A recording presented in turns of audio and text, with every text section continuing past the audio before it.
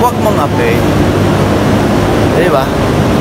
So, kayo na po bahala kasi sa totoo ito, hindi naman nila panonoodin to. At ako, hindi ako patatawag ng mga yan. Hindi tataas lang lalo ranking ko. Hindi ako tatawagin ng mga yan. Nasa sa inyo po.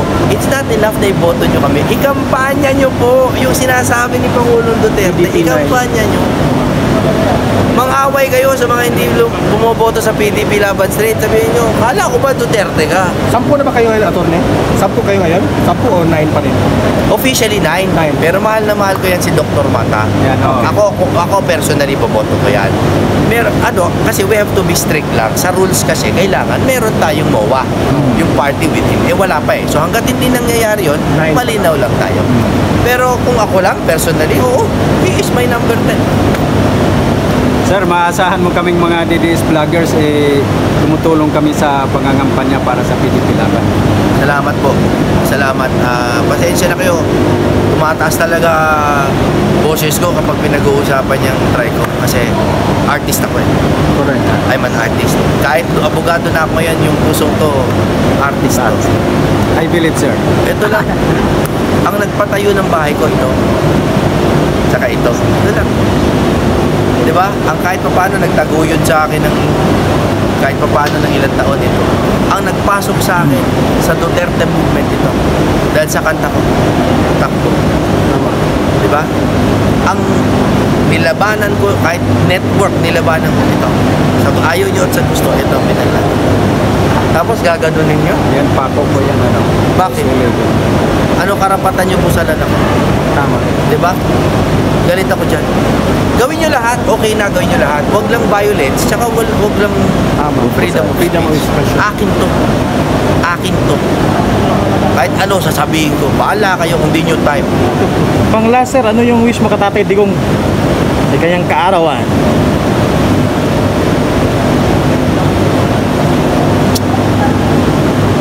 Si Tatay Digong talagang, alam mo, lahat tayo dama natin yung pang-aapi, yung luha, ako basta nagpapasalamat kay Digong. Tay, dapat tapos ka na eh. Tapos ka na dapat sa trabaho. Hanggang ngayon, nagsasakripisyo ka pa. And not just for the candidates, but to fix this goddamn country. Hanggang ngayon po, nagtatrabaho kayo. I just want you to know the power of your words, the power of your presence, and the power of your anointment. Please rejoice in the fact that you are in fact a chosen one. Indeed, the chosen one. Marami namang chosen. But he is, you, Tatay, are a chosen one. And we thank you. And we thank the Lord 80 years ago that He allowed your soul to enter this world and to fix it. Itutuloy po namin yan. Mabuhay man kayo hanggang 200, lumakas man kayo, humina man kayo, mawala man kayo sa daigdig o tumuloy kayo ng ilan pang dekada, pagpapatuloy namin. I will always be your loyal servant, and I serve at the pleasure of my president. Sir, huling tanong na lang po. Sir, kayo ba naniniwala kayo na si FL is nandito na sa Pilipinas? Wala akong pake. Hindi talaga, wala akong pake. Huwag kayo magpaloko dyan. Alam mo yung issue na yan, yung kunwari, nandito ba siya, nawala ba, nandun ba siya sa mesa, Photoshop, distraction po yan. Be smart. Correct. Be smart. Be smart, ha? It's not wrong to ask it, of course. It's a good question. Pero be smart. Distraction yan. Pag-usapan natin. Correct. Falsification. PhilHealth. Impeachment. PhilHealth.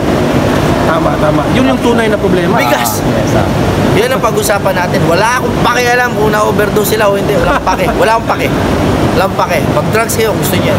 Pero para sa akin, Katulad na sa ibang bansa sila. sana matuloy yan. Hindi, kasi sa akin, I'm not saying to break the law, ha? I'm saying, nagdadrugs sila sa ibang bansa o our laws don't apply there. O, di bahala sila. Correct. Pero dito, wala akong pake. Napakisa. Kung nandito na, Photoshop, ay walang pakialam. Ang paki is yung tunay na problema. Oh, sa ano tayo? Lumalayo po tayo sa tunay na issue. Oh, ng, sa totoo lang mo, isa lang naman ang problema natin, budget. Lahat yan, budget yan. Correct. Impeachment, budget. Pinalis si tatay, budget. Budget. Pera. Because greed is running this government. Greed. Greed. Hindi lang greedy people. Greed. The entity of greed.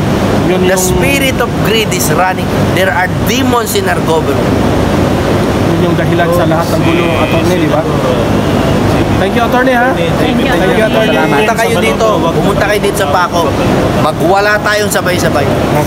Thank you, attorney. Salamat. Thank you, sir. Thank you. Birthday ng ating Thank you. Ayan, mega love shout out po sa lahat. Ayan, nandito po tayo sa Paco, Manila Arena.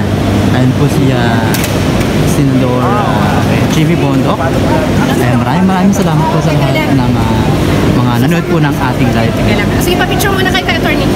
Thank you, ma'am. Pwede na kumama tayo, magpapicture kami. Ay, huwag naman ganun. Tutulong pa tayo kay attorney. Mananalo ka. BG yan. Boss Donmar, Ayan, hello. picturean mo kami. Wow. Video kasi. Guys, sasama tayo sa motorcade ha. Nandun yung sasakyan, sa isang sasakyan tayo. Doon na sa sasakyan mamaya, mag-ano tayo. Oo, naka-open. Sa ano tayo? So ayan, pupunta po tayo ng mag-motorcade na po tayo. Ayan, sa ano po tayo, didiretso po tayo ngayon ng city sa Caloocan. Nilagay ko yung mga pictures mo sa mga vlogs ko. Lahat. Ayun po si Nandun yung cellphone.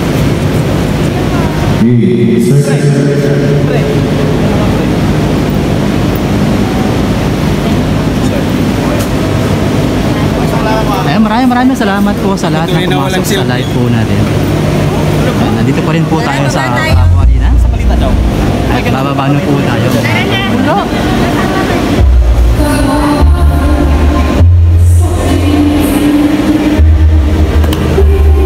Lalods! Halika na, baba na tayo. Sa sasakyan tayo.